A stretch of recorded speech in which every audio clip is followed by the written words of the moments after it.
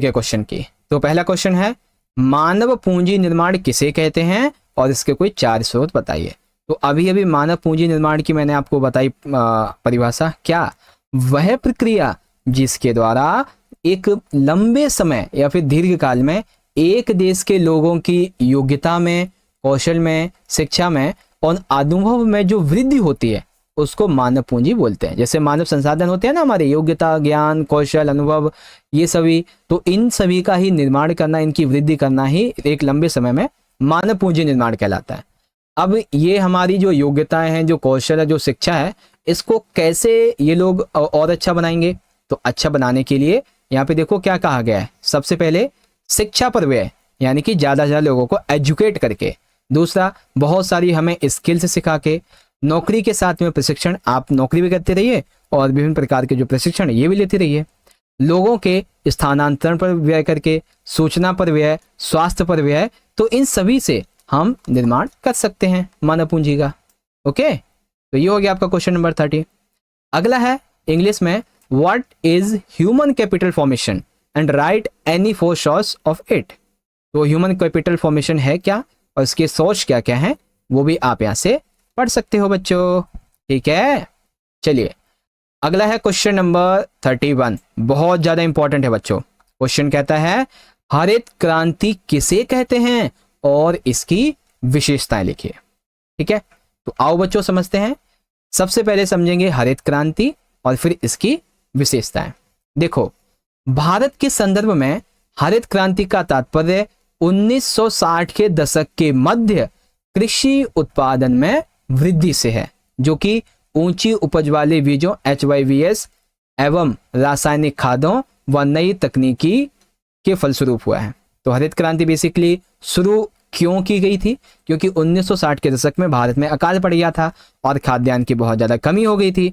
तो खाद्यान्न के क्षेत्र में आयातक से निर्यातक बनने के लिए, खाद्यान्न के क्षेत्र में आत्मनिर्भर बनने के लिए हरित क्रांति को अपनाया गया, जिसके तहत कृषि उत्पादन में वृद्धि के लिए ऊंची उपज वाले बीजों का उपयोग किया गया, रासायनिक खादों का उपयोग किया गया, नई नई तकनीकों का उपयोग हुआ। अब वही यहाँ पे विशेषताएं आ जाती हैं, जैसे कि उच्च पैदावार वाली किस्म के बीजों का प्रयोग HYVS यानी कि सीड्स जिसे कहते हैं। फिर रासायनिक जो उर्वरक थे इनका ज़्यादा से ज़्यादा उपयोग किया गया। फिर सिंचाई व्यवस्था, पर्याप्त सिंचाई सुविधाओं का विकास किया गया। कीटनाशकों का उपयोग, कृषि यंत्रीकरण को बढ़ावा देना, खाद्यान्न आत्मनिर्भरता की प्राप्ति। तो ऐसे ऐसे करके ये थी सारी चीजें। ठीक है, तो आई थिंक बेटर है, समझ में आ गया होगा आपको हरित क्रांति के बारे में। और अगर आपसे पूछा जाए ना कि हरित क्रांति के नुकसान क्या है, ठीक है, नुकसान क्या है, तो आप क्या बताओगे। सबसे पहला, अधिक रासायनिक उर्वरकों के उपयोग से जो भूमि थी वो प्रदूषित हुई और भूमि की जो उपजाऊपन क्षमता थी ये भी कम हो गई, तो फसलें भी अब अच्छी नहीं हो पाती। ज़्यादा सिंचाई व्यवस्था की वजह से क्या नाम जो फसल वगैरह थी और क्या भूमि का उपजाऊपन वो कम होता चला गया। अधिक कीटनाशकों के उपयोग से जो धरती थी वो प्रदूषित हुई। और भी बहुत सारी चीज़ें हैं कि केवल और केवल 3 से 4 ही ऐसे स्टेट्स के किसान थे जो समृद्ध हुए, और केवल वो किसान जिनके पास में जमीन पहले से थी और यंत्रीकरण पहले से था वो समृद्ध हुए थे। बाकी एक खाई बनती चली गई, अमीर किसान और अमीर हो गया और जो गरीब किसान था वो तो और गरीब हो गया, है ना। तो ऐसे आप इसके नुकसान भी बता सकते हो 3-4। ओके, अब इसके सेकंड क्वेश्चन की बात करें तो पंचवर्षीय योजना को समझाइए।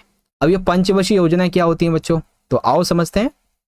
देखो, पंचवर्षीय योजना तो हुआ ये कि स्वतंत्रता के उपरांत भारतीय नेतृत्वकर्ताओं के द्वारा ऐसे आर्थिक तंत्र को स्वीकार किया गया जो कुछ लोगों की बजाय सबके हितों को प्रोत्साहित करे और बेहतर बनाए।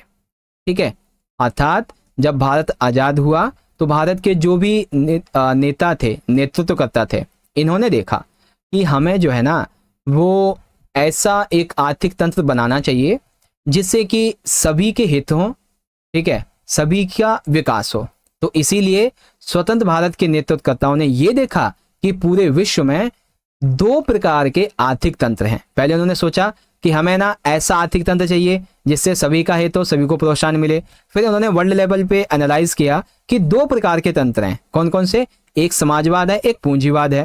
फिर भारत के नेतृत्वकर्ताओं ने ये देखा कि पूंजीवाद और समाजवाद इन दोनों में ही कहीं ना कहीं कुछ ना कुछ थोड़ी बहुत कमियां हैं, तो इन दोनों से इन्होंने जो सर्वश्रेष्ठ लक्षण थे इनको शामिल किया और एक नया आर्थिक तंत्र बनाया। कौन सा?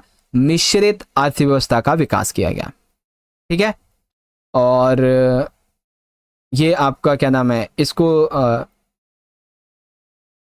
और इस योजना का जनक मोक्षगुंडम विश्वेश्वरैया को कहा जाता है। ठीक है, दूसरी पंचवर्षीय योजना प्रशांत चंद्र महालनोबिस की समृद्धि मॉडल पर आधारित थी, जो कि आगे की योजना की आधारशिला बनती गई। ठीक है, इसीलिए प्रशांत चंद्र महालनोबिस को, ठीक है, भारत का योजना शिल्पकार कहा जाता है। तो एमसीक्यू में आ सकता है कि भारत का योजना शिल्पकार किसे कहते हैं? आर्किटेक्ट ऑफ इंडियन प्लानिंग प्रशांत चंद्र महालनोबिस को। ओके, तो पंचवर्षीय योजना की शुरुआत कैसे हुई इसके बारे में आपको पता चली इन सारी चीजें। चलिए अब इसी के इंग्लिश मीडियम को देखेंगे। तो what is green revolution and right its features. तो क्या है ग्रीन रेवोल्यूशन और इसके फीचर्स क्या है, यहां से पढ़ सकते हैं। And second, explain the 5 year plan. तो 5 ईयर प्लान क्या होते हैं, इनकी शुरुआत कैसे हुई, ये रहे आपके सारे पॉइंट। ओके, तो चलिए बच्चों अब हम बात करते हैं अगले क्वेश्चन की। तो अगला है हमारा क्वेश्चन नंबर 32 और देखिए क्या कहा गया है। स्वतंत्रता के समय भारतीय अर्थव्यवस्था की आर्थिक विकास की जो दर थी वो निम्न रही थी। स्पष्ट कीजिए। बिल्कुल सही बात है, जब भारत आजाद हुआ या फिर आजाद हो रहा था तो उस समय भारतीय अर्थव्यवस्था की जो आर्थिक विकास की दर थी वो बहुत ही ज्यादा कम थी। अब कैसे कम थी, तो आओ समझाते हैं आपको। देखो पहले लिखेंगे स्वतंत्रता के समय भारतीय अर्थव्यवस्था की आर्थिक विकास की निम्न दर।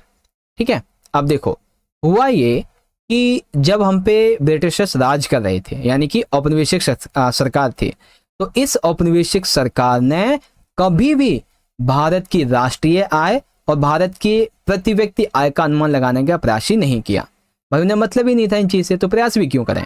दूसरा, राष्ट्रीय आय और प्रति व्यक्ति आय के मापन का सबसे पहला यानी कि प्रथम प्रयास किसने किया था व्यक्तिगत स्तर पे? 1876 में भारत के ग्रैंड ओल्ड मैन दादा भाई नेहरू जी ने किया था। ठीक है, डॉक्टर VKRB राव के अनुसार भारत का सकल देशीय उत्पाद जीडीपी, इसमें वार्षिक वृद्धि दर थी केवल 2% और प्रति व्यक्ति आय थी केवल 0.5%। 1947 में प्रति व्यक्ति आय मात्र 280 रुपए थी। उसके बाद तत्कालीन राष्ट्रीय आय के अन्य अनुमानकताओं के प्रमुख थे विलियम डिग्बी, ठीक है, फिडले सिराज, RD सी देसाई, इस प्रकार से। ठीक है, तो ये था कॉन्सेप्ट स्वतंत्रता के समय भारतीय अर्थव्यवस्था की आर्थिक विकास की निम्न दर। अब इसको जो है ना आप 1-2 पॉइंट बढ़ा के और भी लिख सकते हो। वैसे तो 4 पॉइंट हो गए तो 4 नंबर मिल ही जाएंगे, बाकी 1-2 पॉइंट और लिखोगे तो अच्छी बात रहेगी।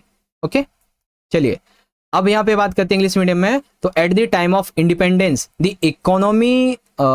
Indian economy had a low rate of economic growth explain. जी हाँ, बिल्कुल ऐसा ही हुआ। अब कैसे हुआ तो ये पढ़ लीजिए यहाँ पे। ठीक है, चलिए अब बात करते हैं क्वेश्चन नंबर 33 की। अब जो हमारे 2 क्वेश्चन हैं 33 और 34, ये दोनों के दोनों ही हमारे 6 मार्क्स के हैं, बहुत इंपॉर्टेंट है, ध्यान से देखना। पहला क्वेश्चन क्या कहता है, ग्रामीण विकास किसे कहते हैं? ग्रामीण विकास के मुख्य तत्वों का वर्णन कीजिए। तो ग्रामीण विकास से क्या अभिप्राय है बच्चों? ग्रामीण विकास से अभिप्राय उस क्रमबद्ध योजना से है जिसके द्वारा ग्रामीण क्षेत्र के लोगों के जीवन स्तर में, उनकी आर्थिक और सामाजिक कल्याण में वृद्धि की जाती है। तो ग्रामीण विकास का मतलब क्या हो गया? ऐसी एक क्रमबद्ध योजना जिसके तहत ग्रामीण क्षेत्र के लोगों का जीवन स्तर, उनकी आर्थिक स्थिति, उनका सामाजिक कल्याण बढ़े, उसको बोलते हैं। अब इसके मुख्य तत्व क्या क्या हैं भाई? तो मुख्य तत्व देख लेते हैं। सबसे पहला, भूमि के प्रति इकाई कृषि उत्पादकता को बढ़ाना। पहले तो ये समझो ग्रामीण विकास के मुख्य तत्व का क्या मतलब हो गया। इसका मतलब ये हुआ कि ग्रामीण विकास को कैसे आगे बढ़ाया जाए, इसके लिए आपको क्या क्या करना चाहिए या फिर क्या क्या किया जाता है। तो सबसे पहले क्या करना चाहिए? भूमि के प्रति इकाई कृषि उत्पादकता जो है इसे बढ़ाओ। इसका मतलब क्या हो गया कि हर एक किसान के पास में जितनी भी भूमि है उससे जितना ज्यादा हो सके उतना ज़्यादा उत्पादकता जो है, जो प्रोडक्शन है उसे बढ़ाओ एग्रीकल्चर में। दूसरा, कृषि विपणन प्रणाली को सुधारना ताकि किसान को उसके उत्पाद का उचित मूल्य प्राप्त हो सके। अर्थात जो हमारी कृषि विपणन प्रणाली है, बच्चों ये वाला क्वेश्चन आप करके जरूर जाना, कृषि विपणन प्रणाली वाला, ठीक है। ये क्वेश्चन हर साल पेपर में 6 नंबर में आया है, इसको करके जरूर से जाना। ओके, अब जब ये सुधरेगी तो इससे बेसिकली लोगों को अच्छा मूल्य मिलेगा, ठीक है, अपनी फसल का, और उन्हें अच्छे बीज मिलेंगे, ऋण वगैरह मिल पाएगा इस वजह से। ओके, उसके बाद तीसरा है ज़्यादा मूल्य वाली फसलों के उत्पाद को बढ़ावा देना। ग्रामीण विकास कैसे किया जा सकता है? ऐसी फसलों को उगाएं गांव के लोग जिससे कि ज़्यादा से ज़्यादा उन्हें मूल्य मिले। उसके बाद कृषि विविधीकरण को बढ़ाना। ऐसा मत किया जाए, ऐसा ना किया जाए कि साल में सिर्फ और सिर्फ आप 2 ही फसलें उगाएं और हर साल एक ही जैसी 2 फसलें। नहीं, आप साल में 3 फसलें उगाओ और हर साल में इन 3 में से एक फसल को आप चेंज कर दो, जिससे कि जो उसकी भूमि की उपजाऊपन क्षमता है वो वापस आ जाए। दूसरा, और ऐसा मत करना कि पूरे आपने 4-4 महीने खेतों में बस फसल लगा के खड़ी कर दी। नहीं, कम से कम 15 दिन या 10 दिन के लिए खेत को खाली भी छोड़ना है ताकि उपजाऊपन क्षमता वापस आए उसकी, ठीक है। उत्पादन की गतिविधियों का विविधीकरण ताकि फसल खेती के अलावा रोजगार के वैकल्पिक साधनों को ढूंढा जा सके। यानी कि प्रोडक्शन एग्रीकल्चर के अलावा यहाँ पे कुछ और कार्य भी होने चाहिए जिससे कि खेती के अलावा रोजगार ढूंढे जा सके। ग्रामीण क्षेत्रों में जो साख सुविधाएं हैं ये भी उपलब्ध करवाई जाएं, जिससे कि वो साख यानी कि ऋण लेकर अपनी खेती वगैरह को और अच्छा बना सकें, ठीक है। तो इस तरह से क्वेश्चन नंबर 33 कंप्लीट हो गया। अब इसी को इंग्लिश में देखेंगे। अरे अरे ऐसे कैसे हो गया, अभी तो ये भी तो बचा है।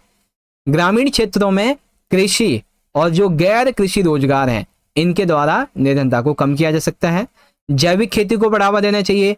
ग्रामीण क्षेत्रों में शिक्षा, स्वास्थ्य सेवाएं, इन सभी का विस्तार करना चाहिए, ठीक है। तो इस तरह से था आपका ये। इंग्लिश में देखेंगे तो what is rural development and describe the main elements of the rural development. तो ये रूरल डेवलपमेंट क्या है और इसके मेन एलिमेंट्स क्या क्या होते हैं वो आप यहाँ से पढ़ सकते हैं, ठीक है। चलिए अब यहाँ पे आता है बच्चों हमारा अगला क्वेश्चन, और इसमें है अथवा। क्वेश्चन 34 क्या कहता है? अंग्रेजी साम्राज्यवाद के भारतीय अर्थव्यवस्था पर प्रभाव के पहलुओं का वर्णन कीजिए। अर्थात जब अंग्रेजों ने हमें अपना गुलाम बना रखा था, हम पे शासन कर रहे थे, तो उस समय भारत की अर्थव्यवस्था पर जो इसके प्रभाव पड़े हैं, इसके पहलू का मतलब हो गया इसका आपको पॉजिटिव पहलू भी बताना है और निगेटिव पहलू दोनों ही बताने हैं आपको, ठीक है। तो आओ बच्चों पॉजिटिव और निगेटिव दोनों पहलुओं को समझते हैं। देखो सबसे पहले बात करेंगे अंग्रेजी साम्राज्यवाद के भारतीय अर्थव्यवस्था पर कुछ सकारात्मक प्रभाव और कुछ नकारात्मक। तो पहले सकारात्मक देखते हैं। तो सबसे पहला पॉइंट है यातायात की सुविधाओं में वृद्धि, विशेष करके रेलवे में। अर्थात अंग्रेजी साम्राज्यवाद जब अंग्रेज हम पे शासन कर रहे थे तो उन्होंने ही यातायात की सुविधाओं में वृद्धि की, खास करके जो रेलवे विकास है ये किया। रेलवे विकास के साथ साथ बंदरगाहों का विकास भी इन्होंने ही किया, क्योंकि ब्रिटिश से जो भी शिप्स वगैरह आती थी वो हमारे वेस्टर्न और ईस्टर्न घाट से ही भारत में एंटर करती थी। तो वहाँ पे बहुत सारी बंदरगाहों का, जैसे हुगली बंदरगाह हो गया, इसका विकास भी इन्होंने ही करवाया। उसके अलावा डाक व तार विभाग की सुविधाएं, जो भी अंग्रेज ऑफिसर्स होते थे उनको डाक या तार विभाग के द्वारा ही ज्यादातर मैसेज, खुफिया मैसेज आते थे, ठीक है। चौथा बैंकिंग व मौद्रिक व्यवस्था का विकास। अब जितने भी ब्रिटिशर्स यहाँ पे थे, अंग्रेजी ऑफिसर्स थे, उन्होंने अपने लिए बैंकें वगैरह थी वो बनवाई, जैसे कि आज के टाइम पे SBI बैंक है, PNB बैंक है, वो भी काफ़ी पुरानी बैंक है। इसके अलावा और भी बहुत सारी बैंक हैं, है ना, जो कि उसी टाइम के बैंक हैं। देश का आर्थिक व राजनीतिक एकीकरण इन्होंने ही करवाया कुछ हद तक बेसिकली, ठीक है। तो ऐसा नहीं कि अंग्रेजों ने हम पे जो शासन किया वो केवल नेगेटिव ही इम्पैक्ट था, कुछ पॉजिटिव भी थे, ओके। लेकिन एक सिक्के की जैसे 2 पहलू हैं वैसे इसकी भी 2 पहलू हैं। अब बारी आती है नकारात्मक की। तो नकारात्मक में भैया पहली बात आएगी भारतीय हस्तकला उद्योग का पतन। ऐसा क्यों? क्योंकि इनके राज्य में ज्यादातर जो भी भारत से कच्चा माल बनता वो चला जाता इंग्लैंड, वहां से विनिर्मित होकर भारत में आता। अब भारत में हस्तकला से बनी हुई चीज मिलती अगर 10 रुपए में, कितना भी कम करेंगे तो भी, अपना प्रॉफिट बहुत कम करेंगे तो भी, और वही चीज इंग्लैंड के विनिर्माण से होके बनी आई वो मिल रही है 8 रुपए में, तो आप भैया 8 वाली खरीदोगे, और उस पर अंग्रेजों का प्रॉफिट भी है 2 से 3 रुपए, है ना। तो इसीलिए जो हस्तकला उद्योग थे वो इन कंपनी के मार्केट को हिला तक नहीं पाए, इसीलिए। दूसरा, कच्चे माल का निर्यातक व तैयार माल का आयातक। भारत से जो कच्चा माल था वो इंग्लैंड और अनदर कंट्रीज में जाता था, और फिर वहां से जो तैयार माल होता था भारत में आता था, तो इसीलिए भारत की जीडीपी और राष्ट्रीय आय, प्रति व्यक्ति आय कम होने लगी। चौथा, विदेशी व्यापार पर ब्रिटेन का एकाधिकारी नियंत्रण। आप जब 12th की हिस्ट्री का चैप्टर नंबर 10 पढ़ोगे तो उसमें आपको बताऊंगा बहुत अच्छे से कि जो विदेशी व्यापार है इसमें ब्रिटेन की जो कंपनी थी, ईस्ट इंडिया कंपनी, क्या नाम था, ईस्ट इंडिया कंपनी, उसने किस तरह से एकाधिकार जमाया हुआ था, उसके लिए फिर 5वीं रिपोर्ट वगैरह छपती है, तो वो हम हिस्ट्री में बात करेंगे, ठीक है। उसके अलावा व्यावसायीकरण पे दबाव बढ़ा, और भी बहुत सारी बातें हैं, लिख सकते हो यहाँ पे। ये तो ऐसे क्वेश्चन है जिसमें आप अपने पॉइंट भी लिखोगे, ऐसा नहीं कि बस ये देख लिया और हो गया, नहीं, ये कुछ क्वेश्चन ऐसे होते हैं जो आपके थॉट पे भी बेस्ड होते हैं।